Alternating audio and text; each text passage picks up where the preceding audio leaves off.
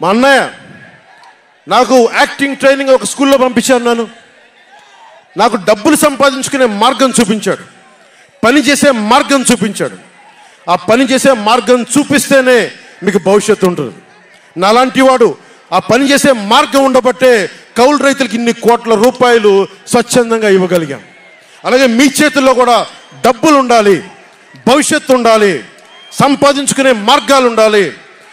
నేను ఎందుకు చంద్రబాబు నాయుడు గారితో పొత్తు పెట్టుకున్నా తెలుగుదేశంతో అంటే, ఆయన ఒక నగరాన్ని నిర్మించిన వ్యక్తి, ఉపాధి కల్పించిన వ్యక్తి, పారిశ్రామికవేత్తల్ని తరలించిన వ్యక్తి, స్వచ్ఛందంగా వచ్చిన వ్యక్తి. ఆయన అనుభవం చాలా కావాలి రాష్ట్రానికి, అందుకనే పొత్తు పెట్టుకున్నాం. ఇంతమంది యువతున్నారు, కులాల గణాంకాలు తీస్తారు.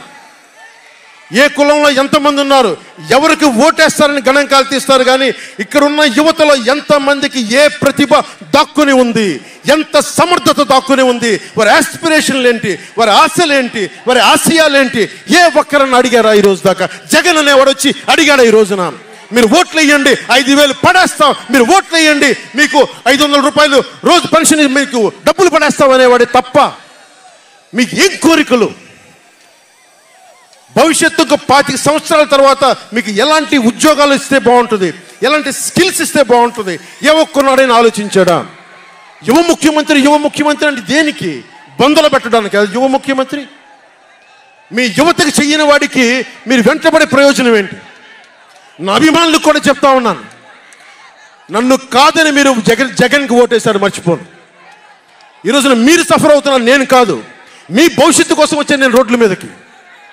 శుభ్రంగా కోట్లు సంపాదించుకునే మార్గాలు ఉన్నాయి నా దగ్గర, యాక్టింగ్ స్కిల్స్ ఉన్నాయి.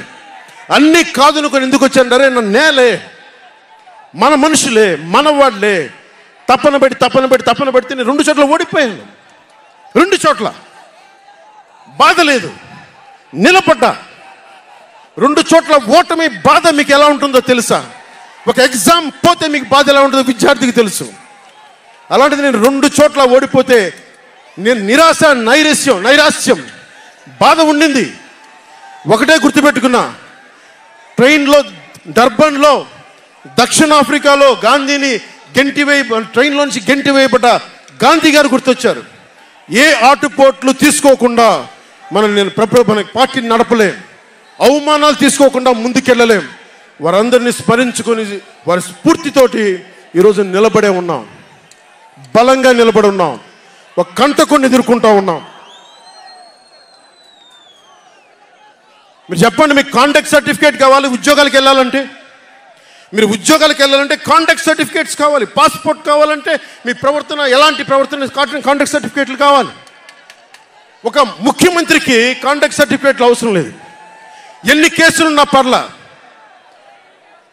ఈ ఉండే గూండా ఎమ్మెల్యేలకి ఎన్ని దోపిడీలు చేసినా వాడికి కాంటాక్ట్ సర్టిఫికేట్ అవసరం లేదు. పోలీసు ఉద్యోగానికి వెళ్ళాలంటే కాంటాక్ట్ సర్టిఫికేట్లు, చిన్నపాటి ఉద్యోగం కావాలంటే కాంటాక్ట్ సర్టిఫికేట్లు.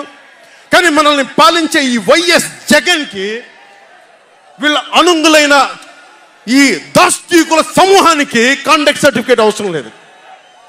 మనకి కాంటాక్ట్ సర్టిఫికేట్లు ఇచ్చే నాయకులు మనకంటే ఉన్నతంగా ఉండి తీరాలి.